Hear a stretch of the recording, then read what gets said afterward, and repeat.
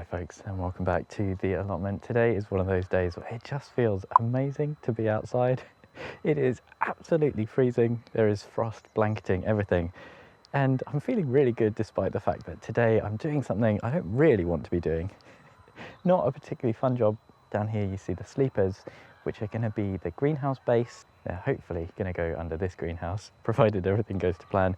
And today I want to cut them to size and get them kind of treated. They're not going to be sitting on the ground. That's a mistake that I've learned the hard way. They're going to be sat on bricks, but regardless, I'm going to be giving them a bit of treatment. They're pressure treated softwood, so they're not going to last forever.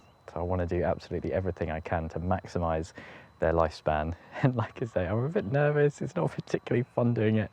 And anything where you have to make a cut that can go wrong just fills me with a little bit of anxiety, because I've got a bit of a bad reputation when it comes to getting that cut right.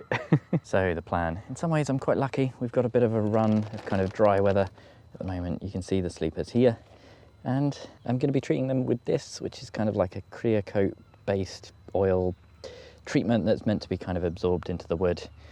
And I've bought a new little toy, one of these, a battery powered circular saw. It's not actually it's not as big or as powerful as I was expecting. I gave it a little go yesterday, but hopefully we can lower this down a bit and it will be just about enough to get a nice clean cut on these sleepers. It's made slightly more difficult because the ground isn't ready for those sleepers to go down. So I've got a lot of work to do before I can actually kind of get the sleepers tied in and bedded in and all that kind of stuff. But the reason I'm doing it now is just because we've got a few days of dry weather for these to kind of absorb the treatment and dry off properly and all that kind of stuff. And I need to cut it now because when you cut timber, you kind of expose the end, and then that really wants to be treated because it's kind of like a weakness where water can seep in. So that's why I'm doing this slightly the wrong way around. What would be best is if I actually had the ground prepared and the sleepers could go down, and then we can just see that they all fit nicely. But yeah, I'm going to do some measuring, and then hopefully we'll get these cuts right. Okay, so a lot of measuring later, and I think I've finally got my line on here for this first cut. Now here I've got a long end and a shorter kind of width, so the length is long, and this is about 2.2 meters, and with 2.4 meter sleepers it does make sense to probably just have that as the long one, stick it out over the edge a little bit. But I want to get this cut absolutely perfect, and the reason for that is that on the outside of the greenhouse, I mean, these greenhouses are normally sold with an actual base, and this doesn't have that, but on this greenhouse there is a tiny little lip here, and I want to make sure that the kind of wood, the timber, sits on the inside of that, and then we can drive the screw in at a kind of angle and hold it in place. And that just means that there's not going to be water sitting on top of the sleeper.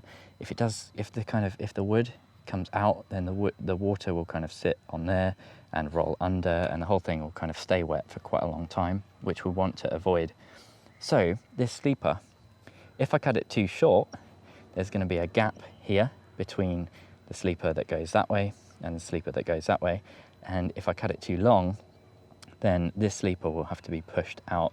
So I've spent a lot of time and I've got my line, and hopefully this is going to be centimetre perfect. It won't be quite right. I imagine, it's very difficult kind of getting this perfect, and I imagine either this side or that side will be pushed out ever so slightly. But we're going to try and get it inch perfect. I've got 174 across the front here, 9mm kind of allowance for each sleeper on each side, and we've ended up with about 155, and I've kind of offered it up here. You can see this is always what I do just to make sure that it looks about right and I haven't got the sum wrong completely. So this is it. This is a moment of truth. I'm going to cut this. I'm really not too sure how well this thing is going to cut through one of these, but we're going to give it a go. And I've got my foot resting under so that it should actually, I'm going to put this under so that it doesn't completely fall or get pinched.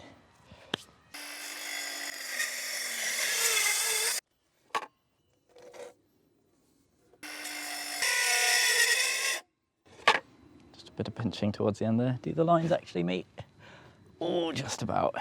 Not perfect. I expected that might be the case and bought one of these in preparation. not bad. Little line, could be worse, could be better. So if you spent the last bit not quite sure what I was talking about with all these measurements and things having to go inside of each other and it being a bit complicated, hopefully now you can see what I mean, because I've got these offcuts that I just buzzed in half, and you can see this is sort of how it will hopefully look at the end, but with a layer of bricks under here. And this should add absolutely loads of height, maybe slightly more than I was expecting. And in fact, now I slightly wondered, well, I'm slightly questioning, slightly wondering whether or not I should have them kind of tall like that or flat. I like the idea of tall just because it gives you that extra bit of growing space. With a layer of bricks on there as well, I think it will add a real height to the greenhouse, which is really important for tomatoes, which I'm going to be mostly growing in here. So I think I am going to stick with this idea unless anyone comments and lets me know why it's an awful idea. But the cut is just about right. Hopefully you can see here that will overlap this timber here quite nicely, and it's like that on both sides.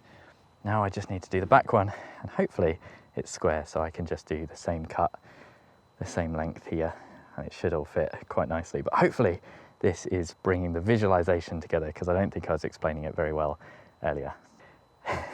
The idea with today was actually to make use of this dry and this sunshine to get everything painted so it had time to dry. But now I'm wondering, I think I might have spent a bit long on this. I'm not sure if it's going to have time to dry. I think I'll paint it anyway. But yeah, let's get this back one cut first. Okay, I've spent a long time moving around all this timber, and you could argue, I mean, basically completely unnecessary, because I'm going to have to now move all of this, but it's perfect. The cuts are perfect, like millimeter perfect. It all fits so well, and I'm quite glad I put the energy into just getting this all in place, because now I can stand back and just really start to envisage this glazed and full of plants. It's really, really exciting. I've got a massive smile on my face. It is quite high. It comes to just a little bit higher than my other greenhouse, and this is just wonderful. I think the height is a good idea. I'm gonna probably try and keep it around this height, so maybe dig a little deeper and then get the stones and then the bricks.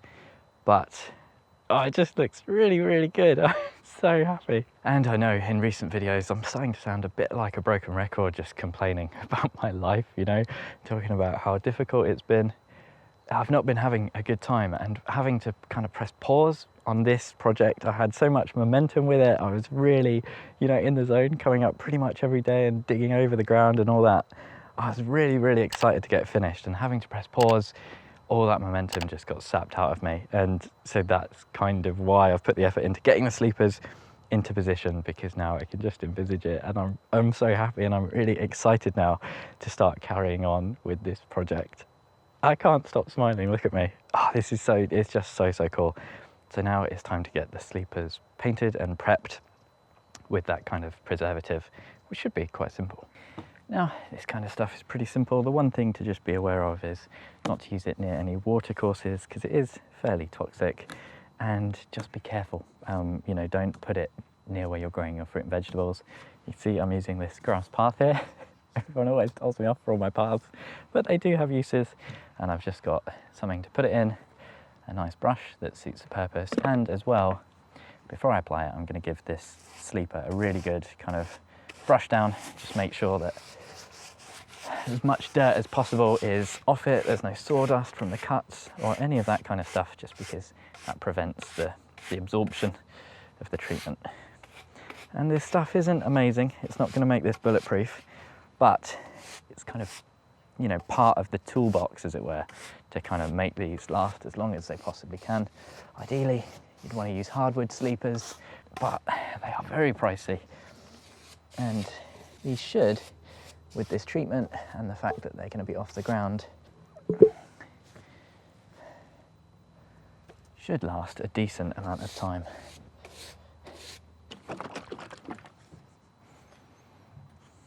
Oh my God, that's embarrassing, isn't it?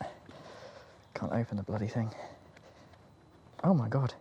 I thought I'd just cut that first bit, but I've been here ages.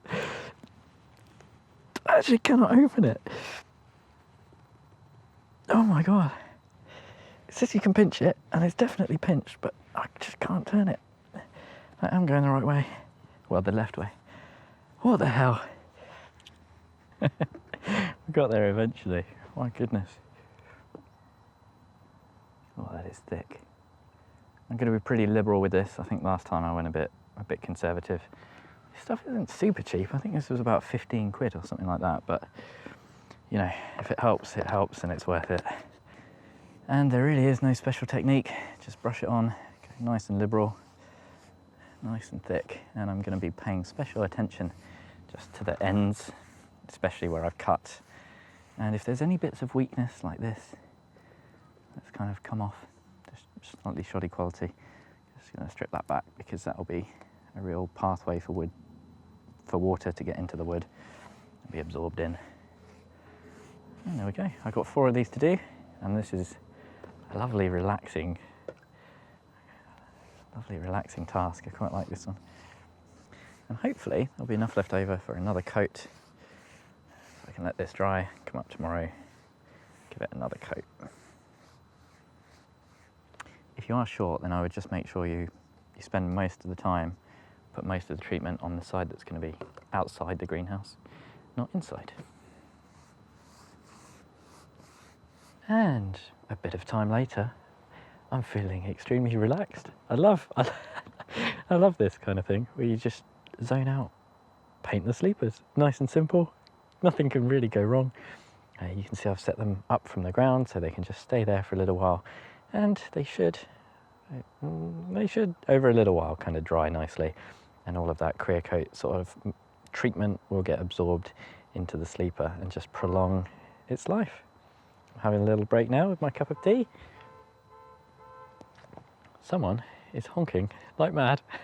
I'll tell you what, I've been a lot of different temperatures today. It's been absolutely roasting in the greenhouse, but it's about 3 o'clock now, and it's starting to get really, really cold. But I am over the moon to have been kind of cracking on and making some progress with this. Next thing for me to do is to get in and start working on kind of filling the trenches with stones, trying to get those bricks nice and level. I'm a little bit worried over time the weeds are I know they're gonna grow through, and I don't mind the weeding, it's not that, but it's the, you know, over time as you pull the weeds and a bit of soil comes with it, I'm a little bit worried, you know. But I don't really think there's anything I can do about that, other than maybe burying some kind of metal sheet work or something solid, you know, anything like a weed membrane. Stuff like bindweed will just grow straight through. So I think it's going to be one of those things that we just kind of live with and say, that's life on allotments. But thank you ever so much for watching. I really hope you've enjoyed. I'm going to run the hoe around now as a little bit of another kind of nice zen activity. Just tidy up the beds a little bit. Once again, thank you ever so much for watching, and hopefully I'll see you again next time.